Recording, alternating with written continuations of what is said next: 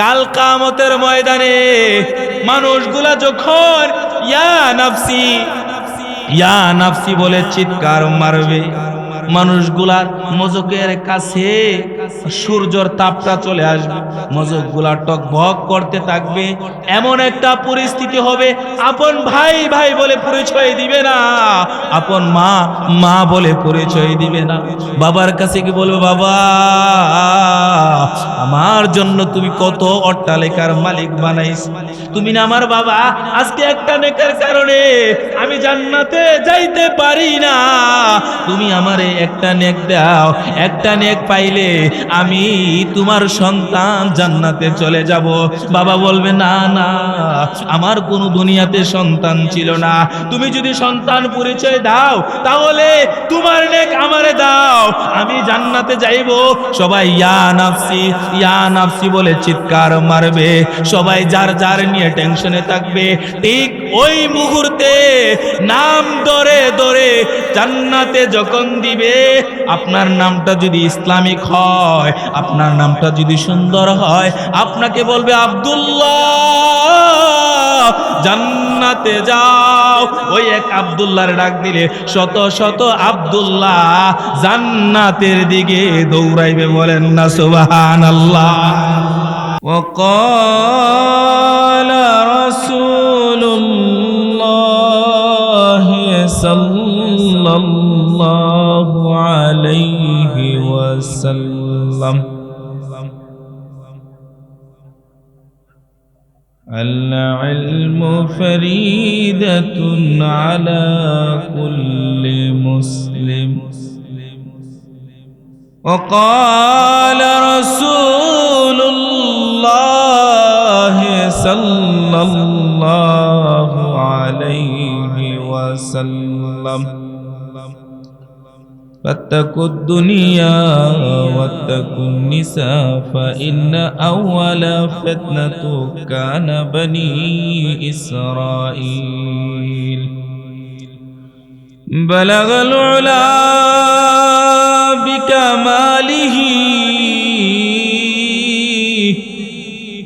كشف الدجى بجماله حسنت جميع خصاله صلوا عليه وآله وغمدنا গায়ের মাটি তুমি কত ভগবান, তোমারই মাঝে শুয়ে আছেন আমার নবী দো জাহান। লা ইলাহা,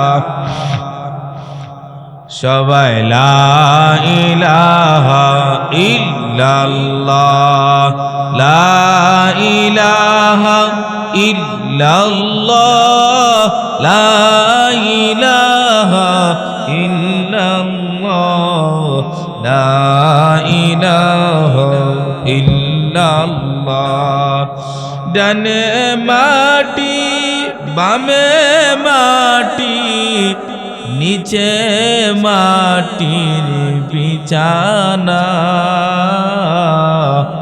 ওপরের দিকে চেয়ে দেখি বাঁশের চানি জলখানা। লা ইলাহা ইল্লাল্লাহ, লা ইলাহা ইল্লাল্লাহ, লা ইলাহা ইল্লাল্লাহ, লা ইলাহা ইল্লাল্লাহ, লা ইলাহা ইল্লাল্লাহ মুহাম্মাদুর রাসূলুল্লাহ সাল্লাল্লাহু আলাইহি ওয়াসাল্লাম। সম্মানিত মুআজ্জাজ মুকাররম মুসল্লিয়ানে কেরাম, আমার পান প্রিয় পর্দার আড়ালের মা ও বোনেরা, আমার যুবক ভাইয়েরা, ছোট ছোট মাসুম বাচ্চারা, আল্লাহ পাক রব্বুল আলামিনের দরবারে লাখো কোটি শুকরিয়া, যে মালিক, যে আল্লাহ আমাদের উপরে রাজি খুশি হইয়া সুন্দর একটি পরিবেশ, মনোরম একটি পরিবেশ করার তৌফিক দান করেছেন। এই জন্য আমাদের অন্তরের অন্তঃস্থল থেকে একবার জোরে সরে বলি আলহামদুলিল্লাহ।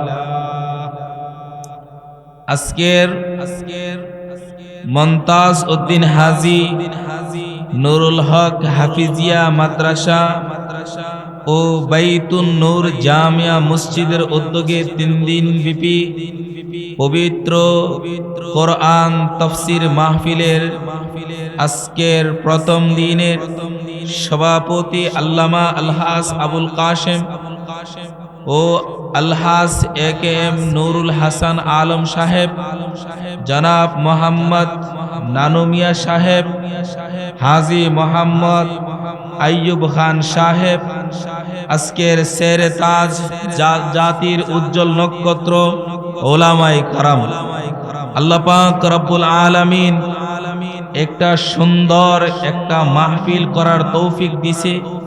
মাহফিল করলে কি লাভ? মাহফিল করলে লাভ হলো,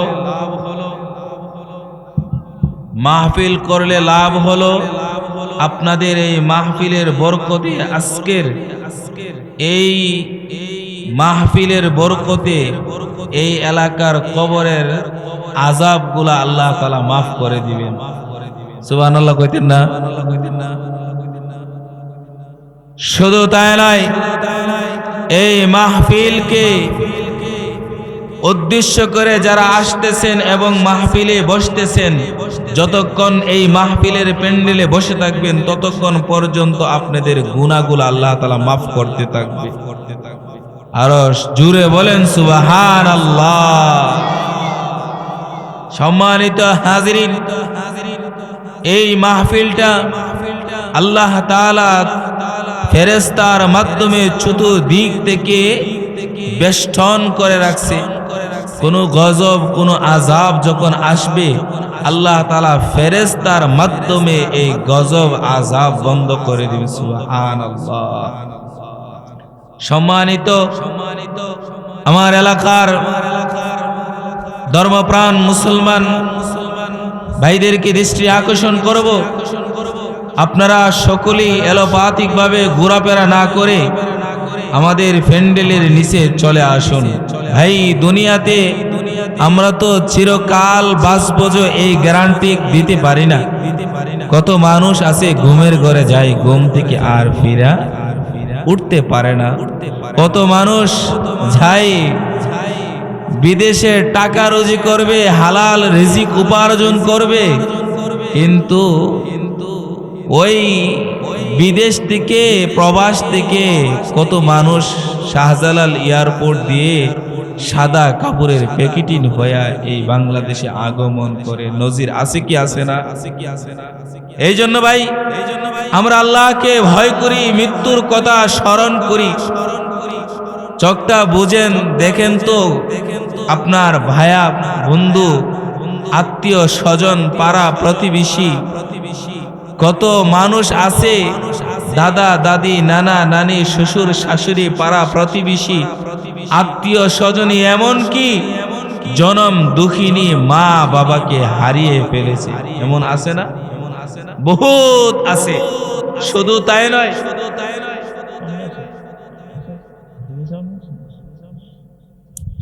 শুধু তাই নয়, আমাদের যারা যুবক আছি, আমাদের চামড়াগুলা একটা সময়ে ঠকবক এবং নৌজওয়ানাতি ছিল আমাদের। আমরা চাইলে উঠতে পারতাম, বসতে পারতাম, চাইলে মাইলের পর মাইল হাঁটতে পারতাম, কিন্তু বিভিন্ন রোগ ধরা শুরু হয়ে গেছে। শরীরের চামড়াগুলা ঢিলা হওয়া শুরু হয়ে গেছে, মাথার চুলগুলা পাকা শুরু হয়ে গেছে। আল্লাহর তরফ থেকে মেসেজ আসা শুরু হয়ে গেছে, বান্দা তোমার দাদা দাদি নানা নানি যেই পথের প্রতীক হয়েছে, যেই মাটির আন্ধারে আজকে ঘুমিয়ে আছে, তুমিও ঠিক তেমনি ভাবে 3.5 হাত কবরে চলে যাইতে হবে। তুমি কেমনে এখানে ওয়াজ মাহফিল হয় আর তুমি তোমার মতো করে ঘুরতেছো? তোমার কি তোমার মা বাবার কথা মনে হয় না? তুমি কি তোমার ওই আত্মীয় স্বজনের কথা মনে হয় না? তোমার কত দুস্থ আহবাব ছিল, তারা তো দুনিয়া থেকে চলে গেছে, তাদের কথা কি একবারও স্মরণ হয় না? ও মিয়া, বাঁচবা কয়দিন? আল্লাহর নবী 63 বছর বাঁচছে।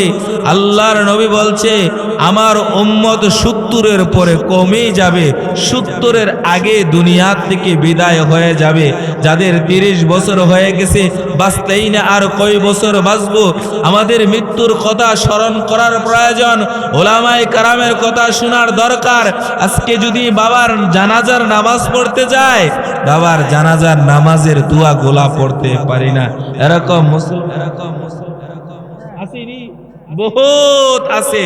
শুদ্ধ করে কোরআন তেলাওয়াত করতে পারে না, শুদ্ধ করে জানাজার দোয়াগুলা পড়তে পারে না। গোসলের ফরজ কয়টা, ওযুর ফরজ কয়টা আমরা জানি না। জানতে চাইলে একটাই পথ, ওলামায়ে কেরামের সহবতে যাইতে হবে। তখন ঠিক না বেঠিক? ওয়াজ মাহফিলে যাইতে হবে, তাহলে আমরা কিছু শিক্ষা লাভ করতে পারবো কি পারবো না? এই জন্য ভাইয়ারা আমার, মৃত্যুর কথা স্মরণ করে আল্লাহর নবীর সাহাবী সবচেয়ে ভয়ঙ্কর এবং শক্তিশালী এবং রাগান্বিত সাহাবী ছিল কে?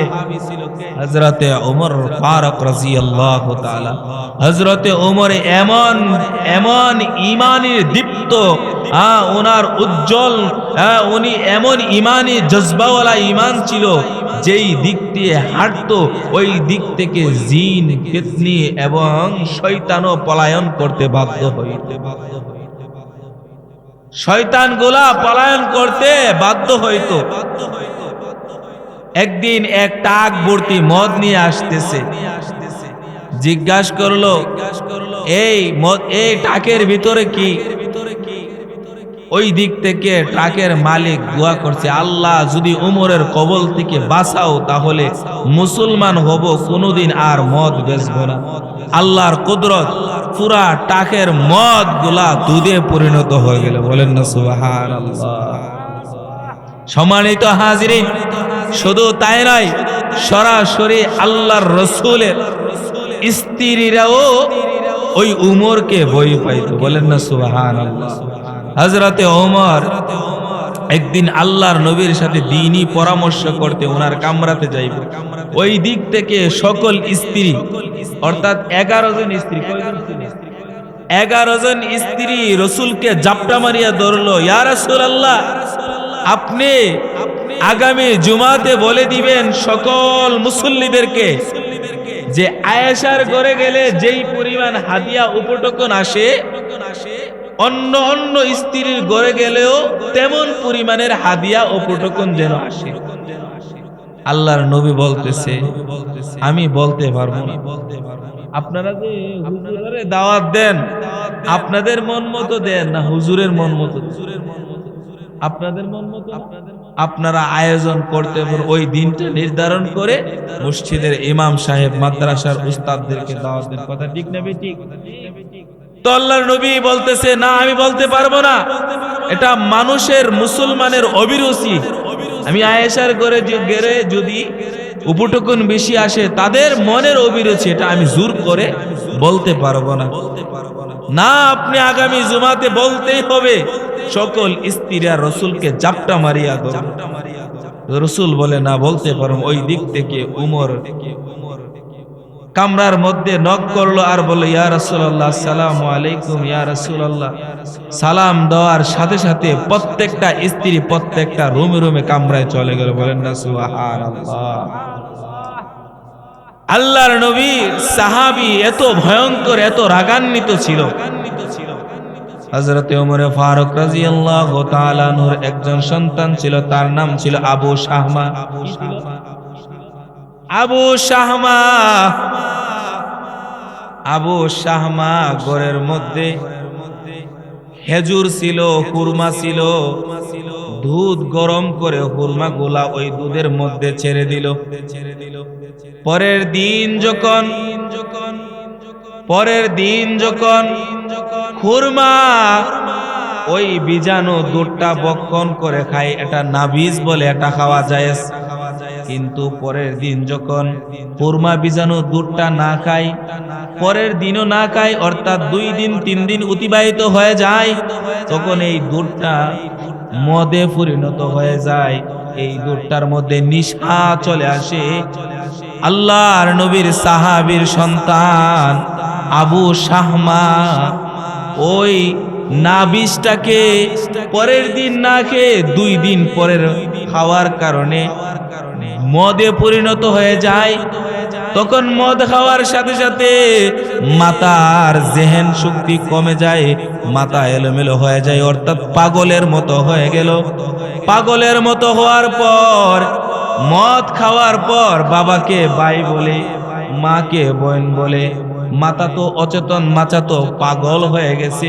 যার সুবাদে উমরের সন্তান যখন দেখা যায় অচেতন, মদে নেশায় নেশাগ্রস্ত, তখন হযরতে ওমর আবু শাহমার পাঞ্জাবির কালারের মধ্যে জাপটা দিয়ে ধরে ফেলে আবু শাহমাকে রাগান্বিত অবস্থায় মসজিদে নববীর ফিলারের মধ্যে বেঁধে ফেলল।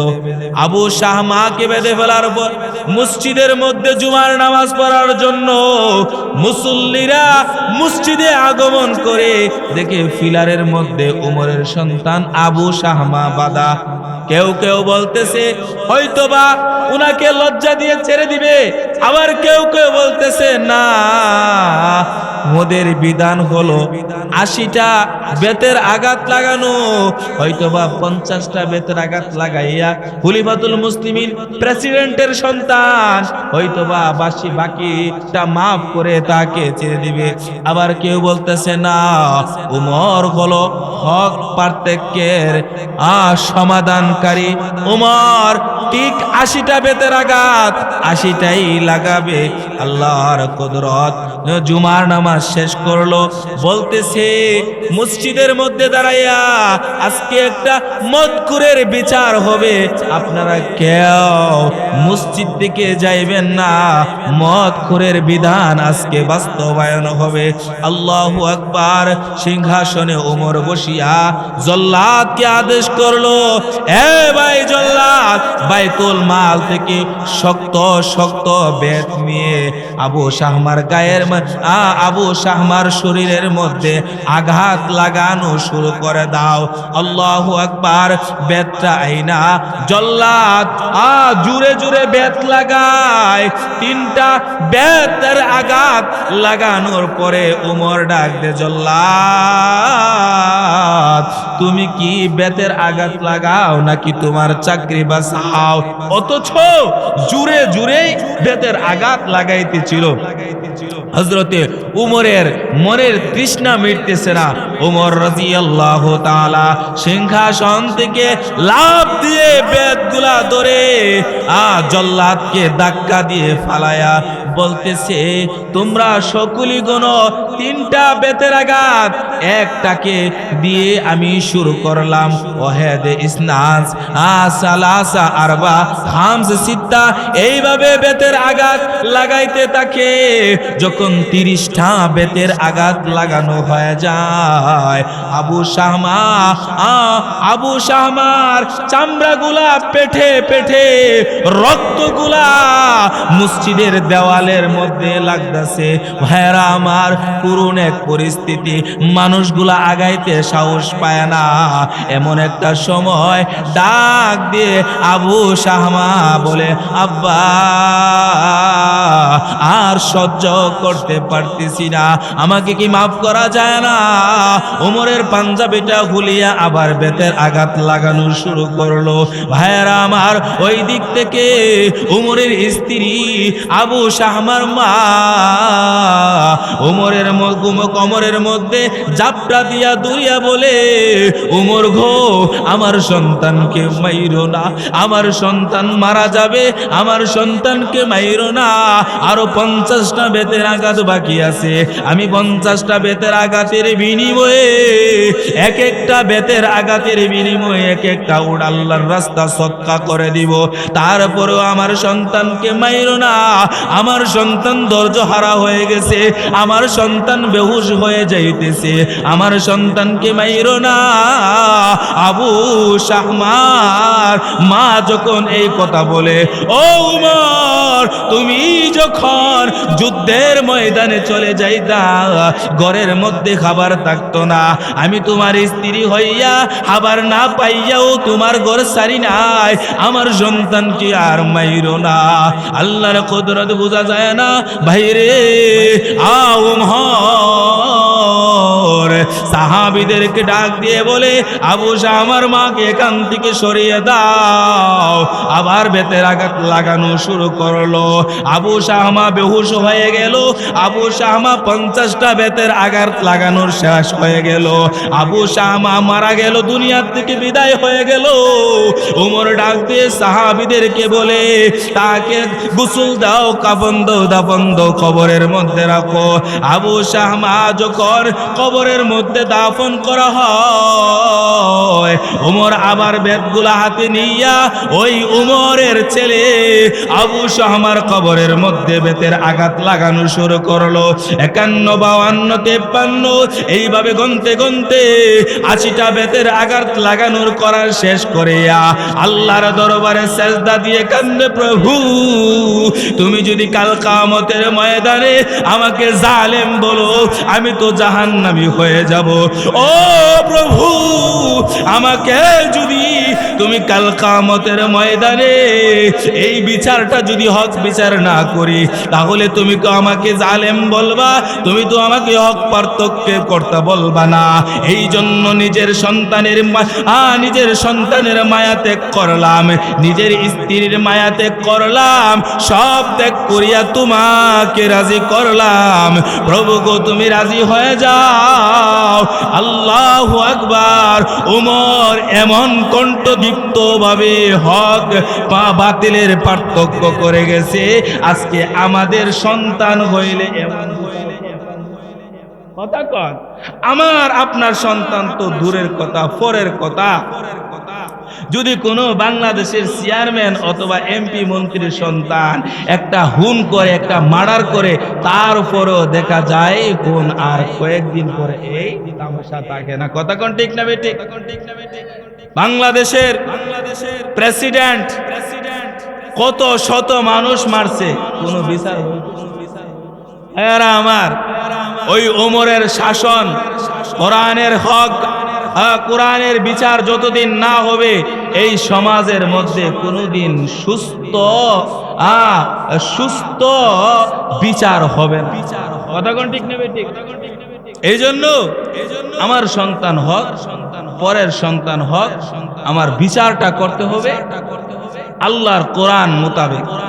আমার আপনার সন্তান যদি এরকম একটা অন্যায় করে, দেখেন বিড়ি খাইলো আপনার সন্তানকে, দেখবেন তো একদিন 2 দিন বলবেন, এরপরাল বলবেন, কিন্তু একটা নেশাদ্রব্য, একটা মদ, একটা ইয়াবা ট্যাবলেটে আপনার সন্তান অথবা আপনার ভাতিজা, আপনার কেউ যদি এরকম একটা অপরাধে লিপ্ত হয়ে যায়, আর আপনি যদি ঠিক ওই কোরআন দিয়ে বিচার করেন, উমরের মতো বিচার করেন, দ্বিতীয়বার আর কেউ ইয়াবা এবং গাঞ্জা মদ খাওয়ার সাহস পাইবে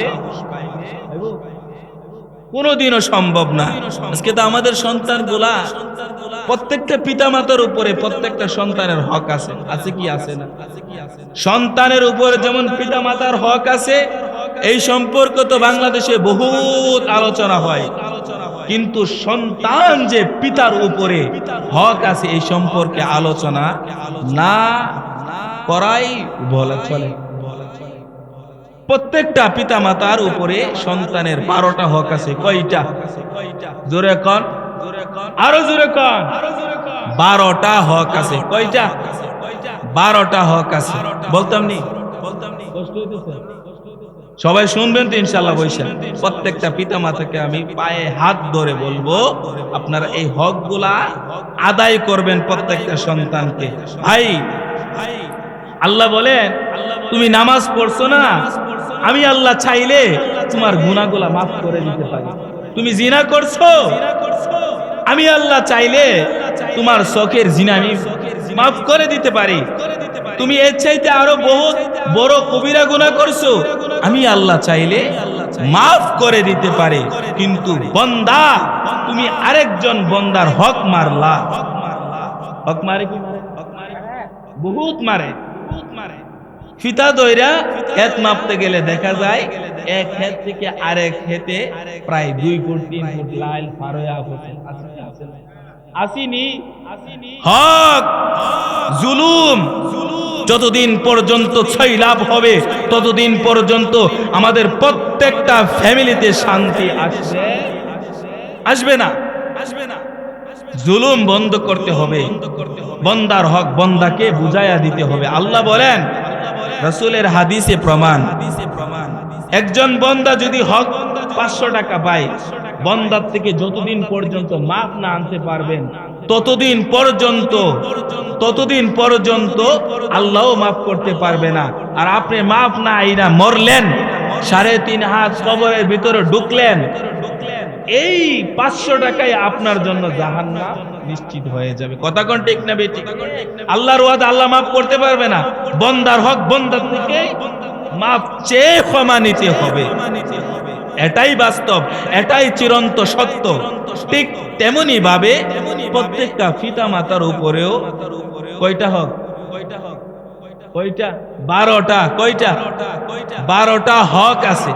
প্রত্যেকটা পিতা মাতা এই 12টা হক ঠিকঠাক মতে আদায় করবেন। 1 নম্বর হলো আজান দিতে হবে। কি দিতে হবে? বাচ্চাটা যখন দুনিয়াতে আগমন করে, বাচ্চাটা আগমন করার সাথে সাথে ডান কানে আজান দিতে হবে। আল্লাহু আকবার,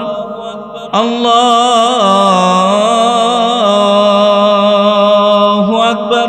ছেলে হোক মেয়ে হোক, তার ডান কানে আজান দিতে হবে, বাম কানে ইকামত দিতে হবে। করেননি? সবাই আজকের থেকে যত নবজাতক শিশু আসবে, বিশেষ করে যাদেরকে সিজার করা, ওই সময় তার বিভিন্ন রকমের উলিঝুরি লেগে যায়। এই সময় আপনারা বলবেন না, দাদারা আপনারা আগে যাবেন ওই দায়িত্বটা পালন করার জন্য। কি কন? নানা যাইবেন, দাদা যাইবেন, গিয়ে আজান দিবেন সন্তানের কানে। হতে পারে এই আজানের সুরে সন্তানটা আল্লাহ ওয়ালা হবে। কথা কোন ঠিক না বেঠিক? আজান দিবেন, ইকামত দিবেন।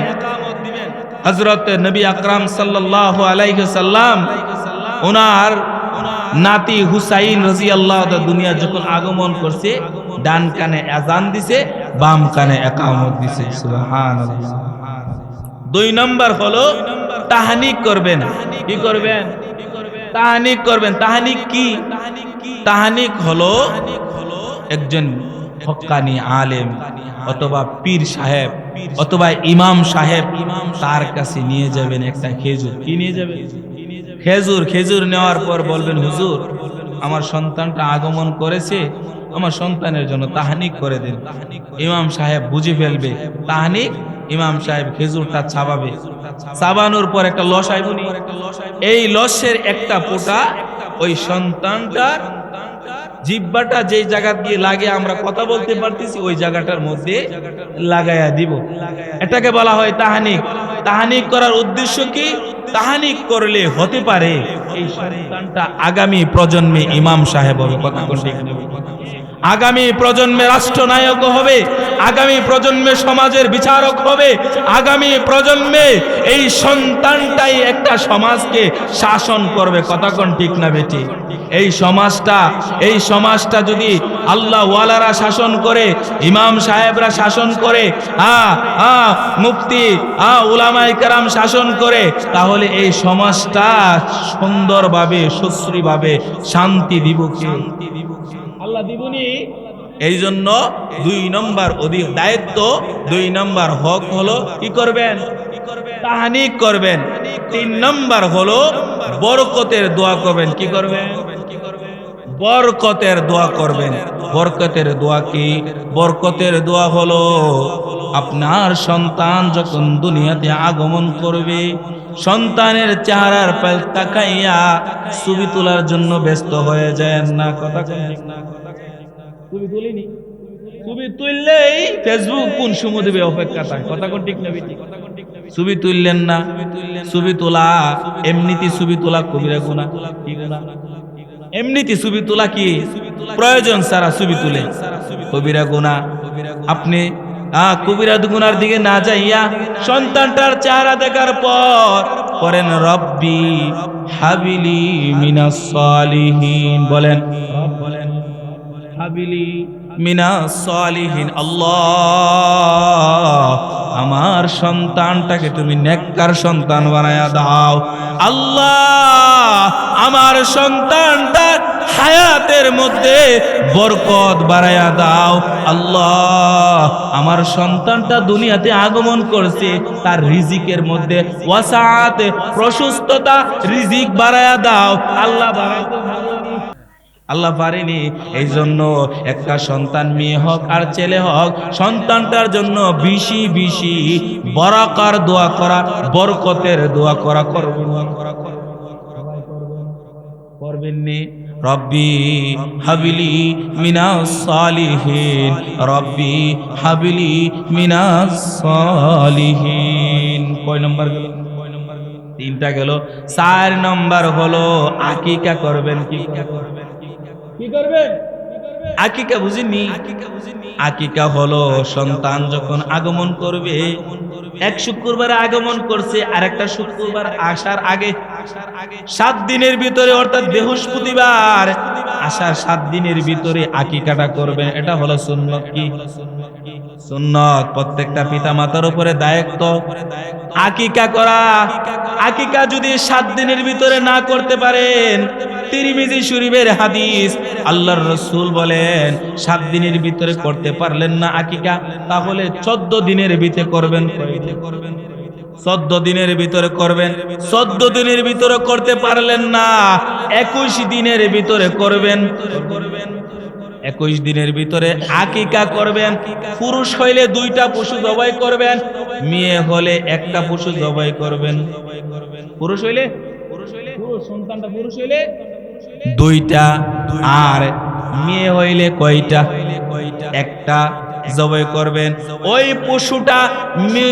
পশুটা মাদি হোক আর নর হোক, পুরুষ হোক আর মহিলা হোক, সাগি হোক আর হাসি হোক। আপনি সন্তান যখন পুরুষ হবে কয়টা করবেন? আর যদি মেয়ে হয় কয়টা করবেন? আপনার যদি সামর্থ্য না থাকে তাহলে কি করবেন? সন্তানটা পুরুষ সন্তান জন্ম হয়েছে, আপনার সামর্থ্য নাই। হযরতে হাসান এর সময়ে রাসূলের জামায় আলীর সামর্থ্য নাই, কি করব? আল্লাহ রাসূল একটা ছোট ছাগল, হাসি, বকরি আইনা জবাই করলেন। তাহলে আমরাও সামর্থ্য না থাকলে একটা পুরুষের বেলা ছোট একটা হাসি আইনা অন্তত পক্ষে জবাই করার আসিরি। এই গুস্তটা আমরা ভাবি গরিবদেরকে খাওয়ানো না, আমরা এই হাসি অথবা পশুর গুস্তটা আমি নিজেও খাবো, আমার পরিবারকে খাওয়াবো, আত্মীয় স্বজনদেরকে খাওয়াবো, পারলে গরিব মিসকিন অসহায় অথবা আমাদের ইমাম সাহেব আছে উনাকে দাওয়াত দিয়েও আমরা খাওয়াবো। পারবো? আকিকা করলে কি লাভ? আকিকা করলে আল্লাহর রাসূল বলেন এই সন্তানটাকে গায়েবী, আল্লাহর গায়েবী হাজানা থেকে আল্লাহ তাআলা সাহায্য করা শুরু করে দেন। শুধু তাই নয়, এই বাচ্চাটা কোনো বিপদগামী হয়ে যায়, অসুস্থ হয়ে যায়, হাঁপানি হয়ে যায়, বিভিন্ন রঙে বেরঙে। এখন বর্তমানে ডাক্তার যেমন পরিমাণ বাড়ছে, ঠিক রোগও তেমন পরিমাণ বাড়তিনি। ওই ঠান্ডা নামক বিভিন্ন রোগ হয়। আল্লাহ তাআলা, আল্লাহর নবীর হাদিসে প্রমাণ, আল্লাহ তাআলা আপনার সন্তানকে বিপদ আপদ বালা মুসিবত থেকে হেফাজত করবে ওই আকিকার বরকতে। বলেন না সুবহানাল্লাহ। আকিকা করবেন নি সবে কোন ইনশাআল্লাহ। সন্তান আসলে 7 দিন 14 দিন অথবা 21 দিনের ভিতরে আকিকাটার কাজটা সেরে ফেলবেন। আর 5 নম্বর হলো সন্তানটা আসার পরে একটা পিতা মাতার উপরে 5 নম্বর দায়িত্ব, 5 নম্বর হক রাখে সন্তানটা সুন্দর একটা নাম রাখা। কি রাখা? কষ্ট পাইতেছে? হ্যাঁ, যদি বুঝেন একটা সন্তানকে এইভাবে পরিচালনা করতে পারেন, এই সন্তানটা আপনার বাধ্য সন্তান হবে। কথা কোন ঠিক না বেটি? আপনি তো এই সন্তানকে জন্ম দিছেন এটাই মনে করেন শেষ না। 12টা হক আছে মিয়া, 12টা হকের মধ্যে 5 নম্বর হইল সুন্দর একটা নাম রাখবেন। কি করবেন?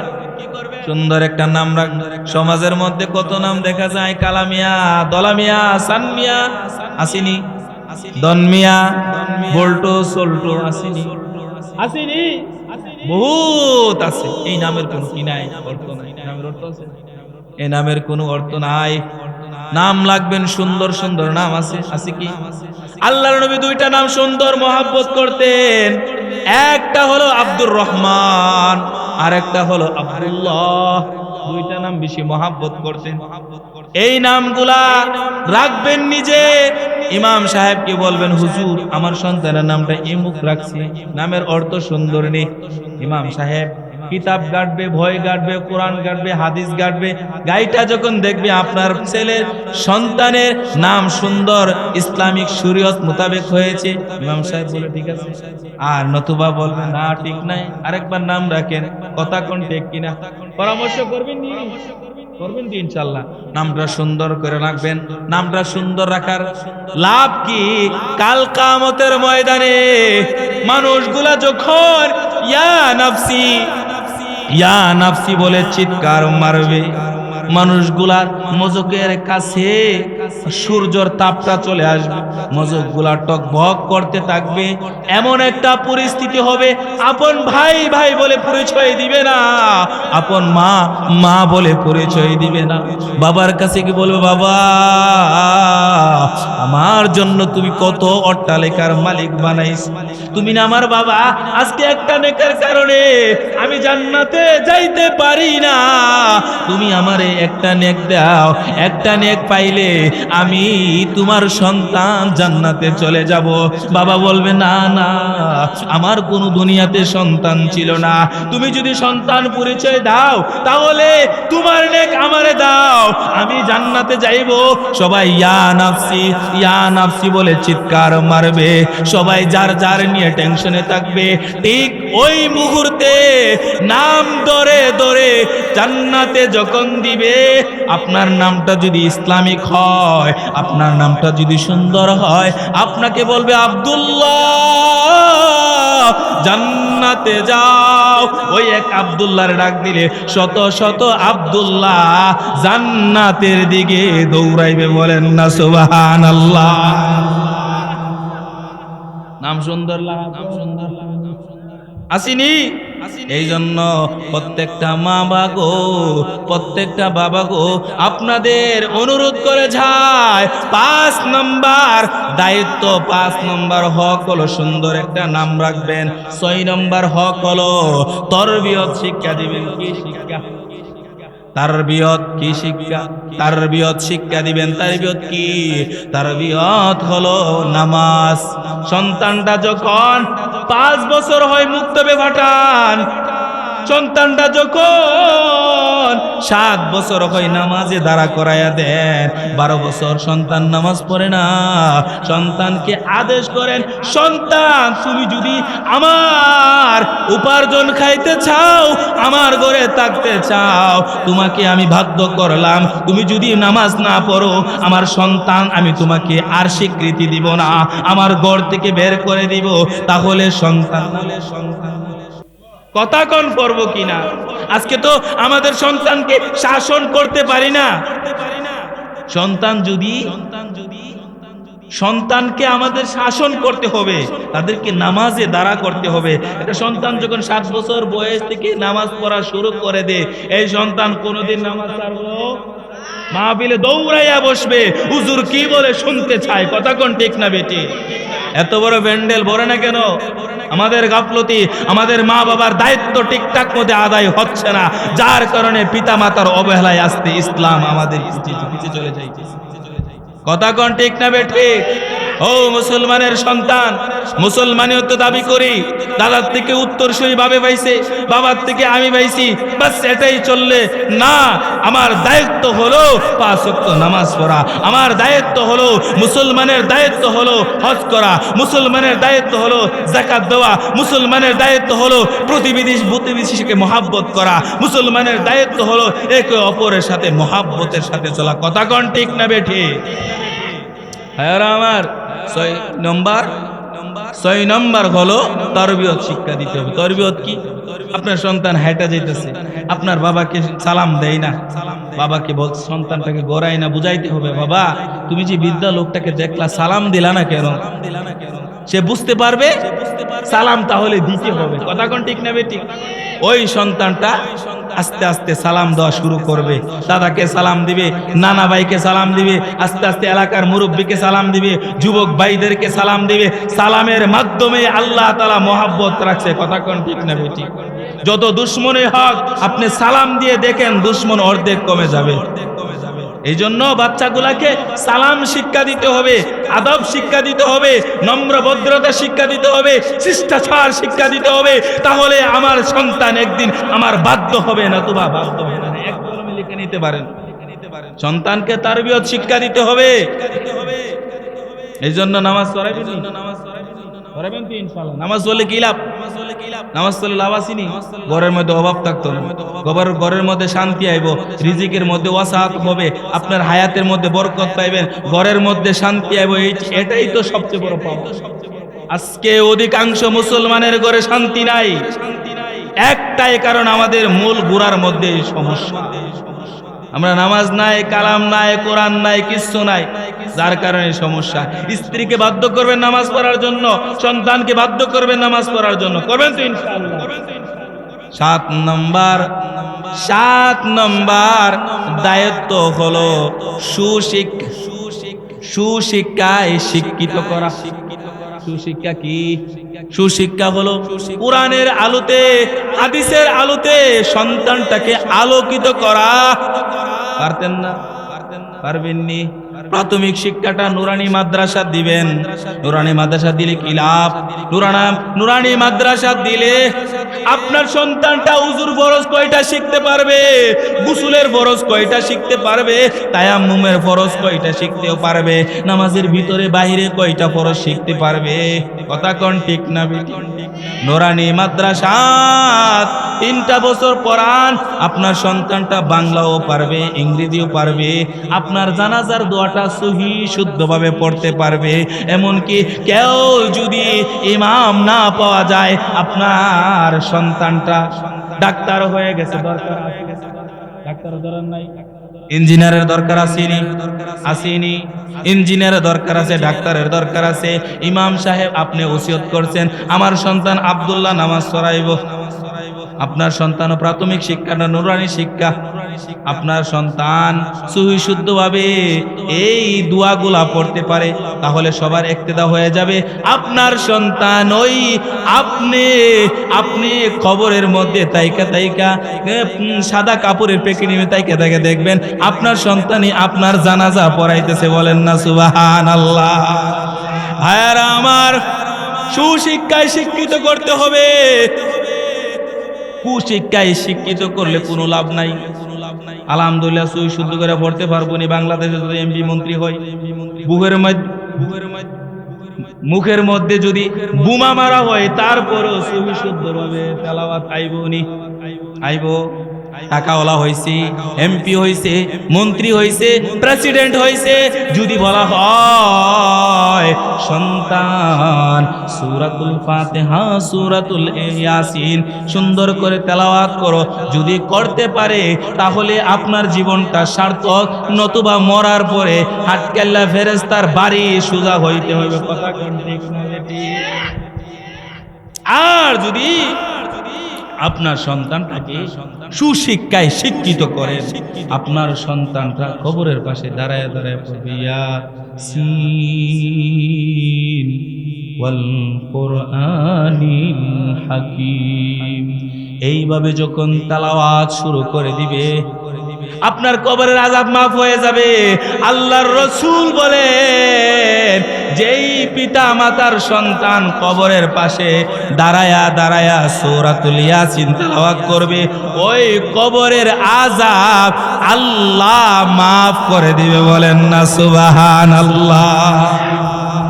তাহলে 7 নম্বর অধিকার, 7 নম্বর হক পিতা মাতার উপর কি করা? শিক্ষিত করা। করবেন তো ইনশাআল্লাহ? করবেন তো ইনশাআল্লাহ? ডাক্তার বানাবেন, প্রাথমিক শিক্ষাটা কোরআনের আলোতে আলোকিত করেন।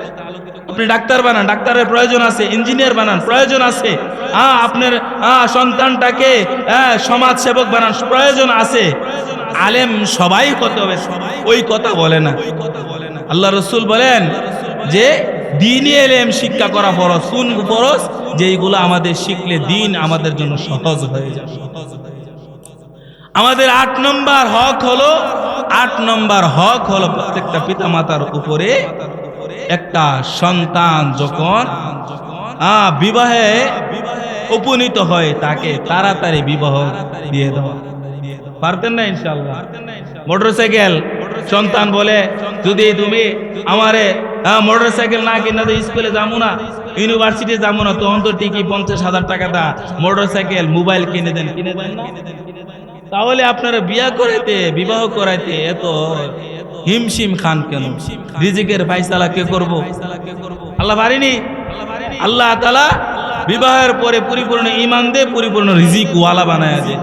এই জন্য আমাদের 8 নম্বর প্রত্যেকটা পিতামাতার উপরে হক হলো, প্রত্যেকটা পিতামাতার উপরে হক হলো 8 নম্বর তাড়াতাড়ি বিবাহ শাদী করায় দেওয়া। এই সন্তান বিবাহ শাদীর উপক্রম হয়েছে, আপনি বিবাহ করার নাই, যতগুলা গুনাহ করবে অর্ধেক গুনাহ আপনার আমলনামায় লিখবে। নাউজুবিল্লাহ কইতেন না? এই জন্য প্রত্যেকটা সন্তান বিবাহের উপক্রম, বিবাহের বালেক হওয়ার সাথে সাথে বিবাহ শাদী করায় দিবেন। আর 9 নম্বর হক হলো প্রত্যেকটা সন্তান যখন বিবাহ শাদী করাইবেন তাদের ইচ্ছাকে অগ্রাধিকার দিবেন, তাদের অনুমতিকে অগ্রাধিকার দিবেন। যদি না দেন তাহলে ডিভোর্স নামা, তালাক নামা ডিসি সাহেবের কাছে যেই পরিমাণ হইতেছে আরো বহুত হয়ে যাবে। কথা কোন ঠিক না বেঠিক? এজন্য তাদের অনুমতিকে অগ্রাধিকার দিতে হবে। আমরা তো সন্তান মেয়ে হয়েছে তার অনুমতিই নেই না, একটা কালাসুরা দলাসুরা আইনা পাস করে মিলাই দে, 2 দিন পরে সন্তান মেয়ে জানা জামাইয়ের বাড়ি। জানা কেন? আমার তো গেলে ফ্যামিলির মধ্যে এই সমস্যা ওই সমস্যা, বিভিন্ন সমস্যা দিয়ে ডিভোর্সনামা লেখা একটা ফ্যামিলির মধ্যে জামালা অশান্তি শুরু হয়ে যায়। কথা কোন ঠিক না বেঠিক? এই জন্য আমাদের সন্তানগুলা, এই 9 নম্বর হক হলো সন্তানগুলার বিবাহের ক্ষেত্রে তাদের অনুমতি, তাদের ইচ্ছাকে অগ্রাধিকার দেওয়া। 10 নম্বর হলো জীবদ্দশায় আপনি আপনার সম্পদ বন্টন করে দিবেন, আপনার সম্পদটা বন্টন করে দিবেন জীবদ্দশায়, জীবন জীবিত অবস্থায়। তাহলে মেয়ে ছেলে সম পরিমাণ সমান সমান হারে বন্টন করে দিতে হবে। আপনি মারা গেলে ওখানে আপনার সন্তান 2 ভাগ পাবে আর আপনার মেয়ে 1 ভাগ পাবে। কিন্তু যখন আপনি জীবিত অবস্থায় মারা যান আর জীবিত অবস্থায় এই সম্পদ বন্টন করেন, তখন আপনার সন্তান আপনার সম্পদগুলা সমান হারে মেয়ে ছেলে উভয়ের মধ্যে বন্টন করে দিবেন। আর 10 নম্বর 11 নম্বর হক হলো আপনার সন্তানটাকে ভরণ পোষণ দিবেন। ভরণ পোষণ কি? সে বালেক হওয়ার আগ পর্যন্ত তার জামা, তার হানা খাদ্য সবকিছু আপনি বহন করবেন। আর 12 নম্বর হলো আপনার সন্তানটা যখন কোনো বিয়াদবিমূলক আচরণ করে ফেলে, আপনি সন্তানটাকে বদদুয়া দিবেন না, আল্লাহর কাছে আল্লাহ আমার সন্তানটাকে ভালো করে দেন। আপনার সন্তানটাকে আপনি বদদুয়া দিলেই ভালো হবে না, আপনার সন্তানটাকে আপনার কথা বাধ্য করতে কে পারে? আল্লাহ পারেনি।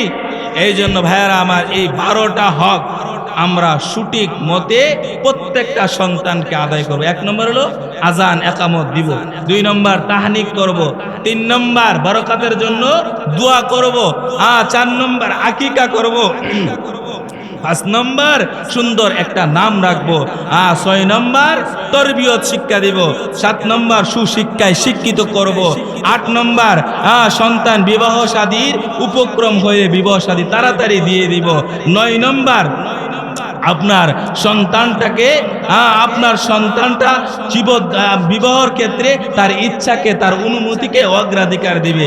আর 10 নম্বর হলো আপনি জীবদ্দশায় মারা গেলে সমপরিমাণ সন্তান, মেয়ে হোক আর ছেলে হোক, সমপরিমাণে বন্টন করে দিবেন। 11 নম্বর হলো আপনার সন্তানটা 11 নম্বর হলো সন্তানটার ভরণ পোষণের দায়িত্ব নেবেন বালেক হওয়ার আগ পর্যন্ত। আর 12 নম্বর হলো সন্তানটার বিরুদ্ধে বদদুয়া দিতে পারবেননি? পারবেন না।